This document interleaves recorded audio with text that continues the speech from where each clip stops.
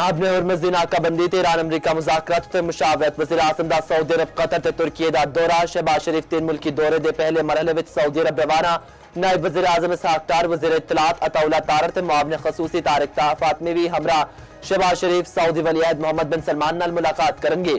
इलाकाई सूरत हाल दो तरफा ताल्लुकात ते तबादला ख्याल होगा। आपने हरमज़ दी नाकाबंदी ते मुज़ाकरात दे दूजे दौर ते भी गल होगी। वज़ीर आज़म शहबाज शरीफ कल तुर्की ते फिर कतर भी जाएंगे। वज़ीर आज़म शहबाज शरीफ दी सदर आसिफ अली ज़रदारी नाल मुलाकात वज़ीर आज़म ने ईरान अमरीका मुज़ाकरात ते इत्तेफाक विच लिता।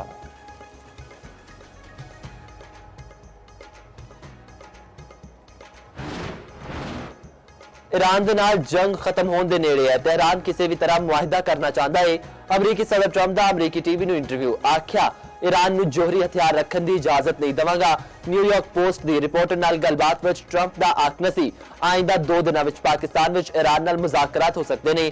फील्ड मार्शल लाजवाब ने ते बहुत चंगा काम कर रहे ने। असी इंज दे मुल्क विच क्यों जाइए जिदा मुज़ाकरात नाल कोई ताल्लुक नहीं।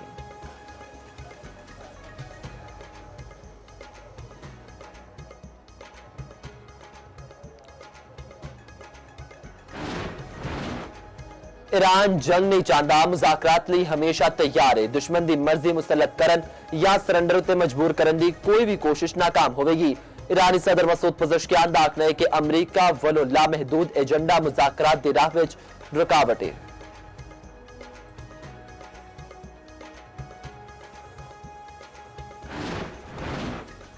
सऊदी अरब दा पाकिस्तान लई $3 अरब इजाफी मुआवनत दा ऐलान, $5 अरब दे डिपॉजिट विच तोसी।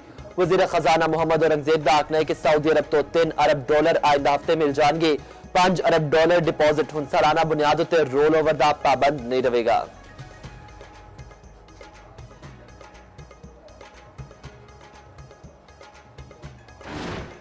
मुल्क विच तवानाई बहरान शिद्दत इख्तियार करने लग्या। मुख्तलिफ शहरों में 8 तो 16 घंटे तक की लोड शेडिंग, बिजली की तवील बंदिश ते बारिश कारोबार ते निजामी जिंदगी बुरी तरह मुतासर।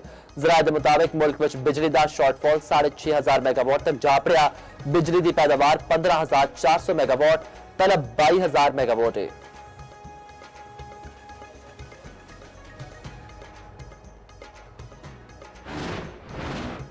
वज़ीर इत्तलात पंजाब अज़मा बुखारी का आखना है कि पाकिस्तान की ग़िज़ाई ज़रूरियात का वड्डा हिस्सा पंजाब पूरा करता है। पंजाब में इस साल भी गंदम की बहुत चंगी पैदावार हुई। वज़ीर ज़राअत पंजाब आशिक हुसैन करमानी का आखना है 3 वरियां तो गंदम की काश्त में मुसलसल वाधा होया। वज़ीर आला पंजाब ने गंदम की फसल तो मुतल्लिक पॉलिसी बनाई। $6 अरब का बारदाना मुफ्त किसानों को फराहम किया जाएगा।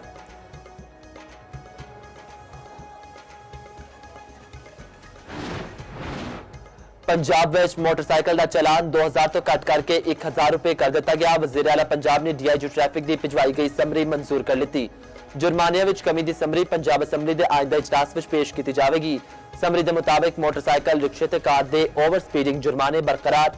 मोटरसाइकिल का वध तो वध चलान हुण 2000 रुपए का होगा। रिक्शे का चलान 3 तो कट करके 1000 रुपए कर दिता गया। संगीन खिलाफवर्जी उत्ते रिक्शे का चलान 2000 रुपए होगा। कार ते जीप का चलान 5000 तो कट करके 3000 रुपए कर दिता गया।